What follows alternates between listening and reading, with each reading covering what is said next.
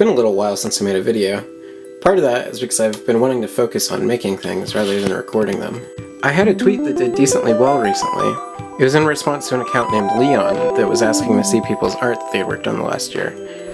And as I've been learning woodworking for a little over a year now, I decided to post this table. It's one of the more ambitious projects I've done, and is a little more interesting to look at than some of my other things, so I'm going to talk a little bit about it. At its barest essence, it's what's called a shaker table, which is this style with the tapered legs and then the very simple apron and top. However, it has a little secret to it. It's maybe not so secret, it's pretty apparent. But it uses a rack and pinion system to raise and lower the top. I made this because I got Mathias Wendel's gear system generator and was really excited to try it. I laser cut the rack and the pinion on my friend's laser cutter. I used the same Glowforge to do the design work here of tree rings. This project was tough enough that while I was building it I wasn't recording much video, but I figured with the success of the tweet about it I should at least video myself finishing it. So, I'm going to show you how I designed and built this locking mechanism for the table. And then in a later video we're also going to add a hidden compartment to the underside of here. Let's get started.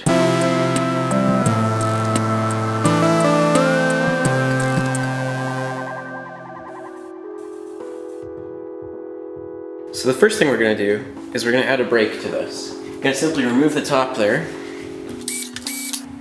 Pretty happy that we have the workshop to ourselves today, because I'd feel like a weirdo talking to myself, but there's nobody on this side of the building for once. So there we go, there's the top. And now you're going to see why I put the top on there. It's ugly as sin in there. So there's the internals. Yeah, it's pretty ad hoc. The design that I did didn't end up being the easiest thing to fabricate. So it's got a threaded rod that goes through there. 3 sheets of, I believe, 1/4 inch plywood that have been cut into a gear. And then that has some bearings on the side of it, at the extreme edges of the table. And then there's some lock washers that hold the gear on there. Get up close. So when you turn this, it turns the gear. It's pretty simple. I also added some dowels there and on the rack to line up the teeth when I assembled the whole thing. We're going to be taking this piece of brass as something that's adjustable that can be slid into the way of the teeth that'll hold it up from above. While this solution isn't the best, it's the best I could come up with to finish it quickly, because otherwise I'll never finish this, and it'll work well enough for what I want to do. Let's get cutting. Okay, so I got the brass pieces cut. So this is what they're going to do. They're going to slide into here and prevent it from traveling downwards. Now I want something to come along back here and then attach to another piece of brass just for uniformity, but also to keep this in place and make sure that it kind of only slides forward and backwards. Gonna raise this up until the piece of wood is at the valley of the blade. That's just how I was taught to do it. And then we're gonna fire her up and we're gonna square up this piece of lumber.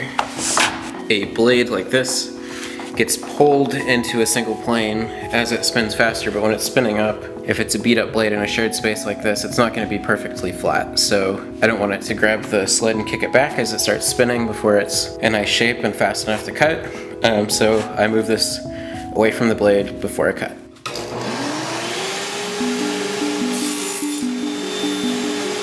So now I'm just lining up the cut with the mark that I measured. I like a sled like this because it's light, it's easy to be real accurate, and it's super easy to make. I didn't make this one. Somebody else did, and he likes to draw these little faces on everything he makes.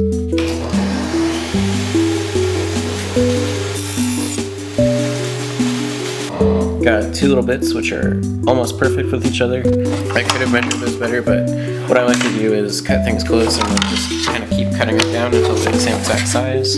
It makes for a much more accurate final result than if you were to measure it. Okay, so now that we've got everything cut down to rough size, it's time for assembly. So it's going to look roughly like this.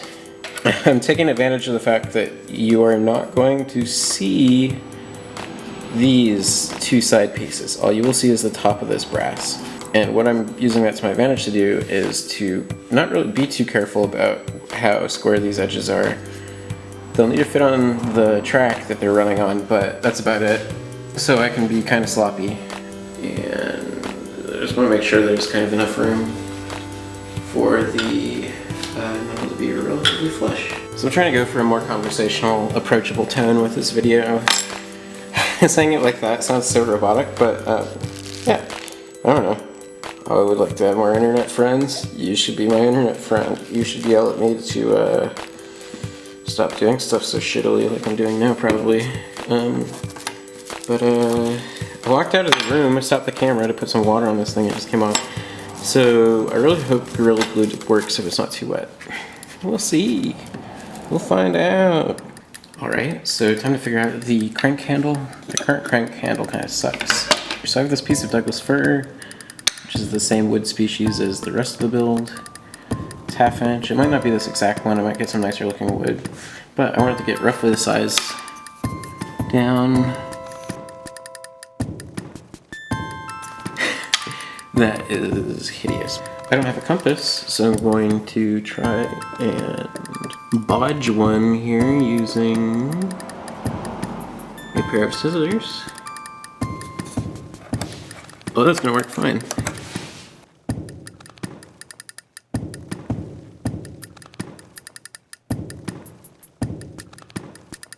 So that's what I got. I'm gonna look for a compass in the other part of the building. Well, I didn't find a compass, but I found two objects. Well, my camera stopped recording partway through that, but there is the radii drawn. Small one, big one. And we're gonna draw a straight line in between those. Straight line, straight line, straight line. There we go. So we got a nice little tank tread. This would probably go a little bit faster if I could find a smaller radius spindle. Now that we've got it changed, we're ready to sand the shit out of it.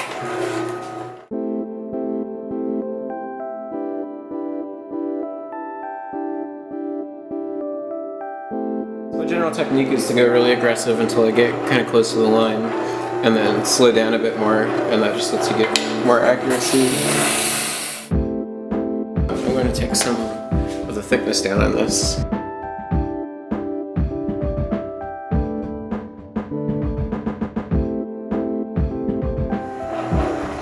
And there we go. That's actually a pretty good little shape. I'm happy with that. I'm going to be drilling the big old hole right now for the T-nut. I've got everything clamped down. You really don't want to be doing something this small with a thick drill bit by hand. It will cut you. Ta-da! And I got a little more serious with the clamp this time because it's a bigger bit, much more mass behind it. But yeah, still not holding it with my hand. There we go, relatively centered.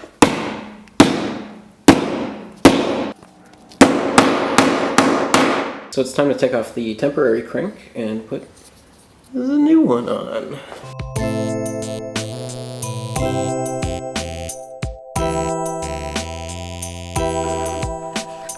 So here's the new and improved crank.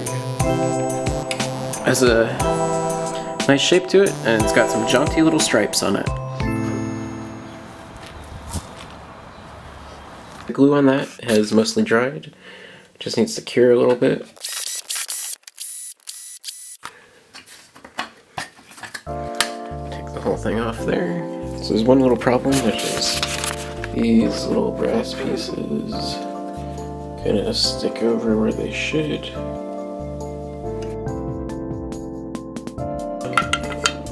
Lock her down. Okay. So there it is, moving with no lock in place. And let's put it up a little bit with the lock in place. And voila! We have a brake. Let's see if I can support the drill. It can support the drill. And it does not pop that out. If I push down, it doesn't pop it out either. It bites in enough. So there we go, the top's back on. And here's what it looks like. Slides in, slides out. You can't even tell that the sides are really messy, so that's what the hiding your crimes is called. Also, if you want something to look real classy, a quick tip is to take your screws and make sure they match up around all the sides.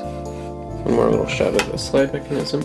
So the other nice thing about this table is that the top really doubles as a good tool for fighting the frost giants. You can load this in. Down from above. Okay, so we got that. And it's locked in place.